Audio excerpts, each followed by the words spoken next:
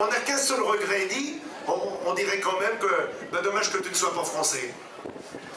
On t'a souvent dit ça, hein.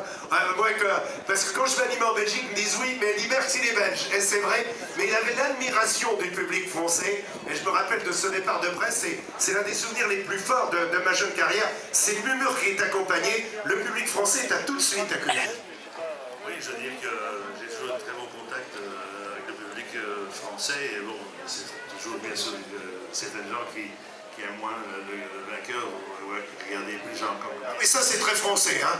C'est très français, Jacques Anquetil est mon Polydor, mais je suis très ami avec les deux, bien sûr, et ça fait toujours plaisir de venir en France, parce que pour moi, mon meilleur souvenir, c'est certainement la victoire dans le Tour de France en 69.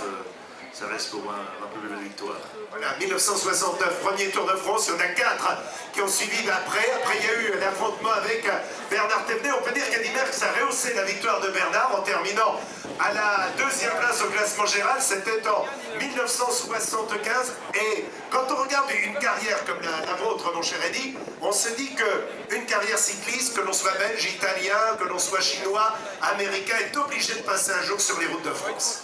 Absolument, c'est la plus grande épreuve du cyclisme, donc je pense que si on n'a pas fait le Tour de France, on n'était pas coureur cycliste. Voilà, c'est vrai que c'est d'ailleurs la première question qu'on pose à quoi, est-ce que vous avez fait le Tour de France? Mon cher Eddy, vous avez entendu Christian qui a dit le cyclisme se mondialise, c'est vrai que vous allez au Qatar, que également au Canada maintenant, le cyclisme est devenu planétaire.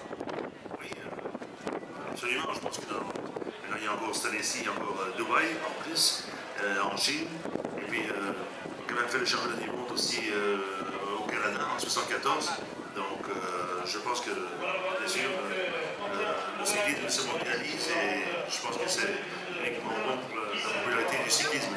Alors, j'ai dit juste un pronostic, Tony Martin, triple champion du monde, est là cet après-midi, à votre avis, est-ce qu'il va gagner? Est-ce qu'il va être battu? Je pense qu'il est tellement fort quand on a vu la manière dont il est champion du monde encore cette année-ci par rapport à des Cancellara, Wiggins, Taylor Finney. Je pense que c'est les grands favoris. Bon, il y a bien sûr Chavanel, il y a Mignot. Je pense qu'il y a Estra, il y a pas mal. Il y a un beau plateau parce que c'est pas évident en fin de saison de trouver des coureurs qui veulent en faire un contre-la-montre, mais je pense que Tony Martin est quand même au-dessus du lot. Tony Martin est au-dessus du lot, mon cher Eddy.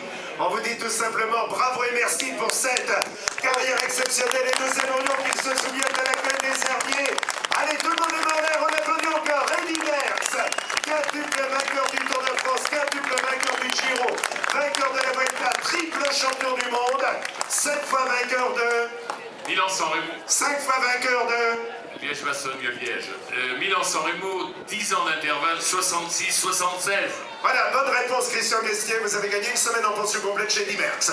Voilà, mon cher Eddy, merci, à tout à l'heure. On va continuer bien évidemment à...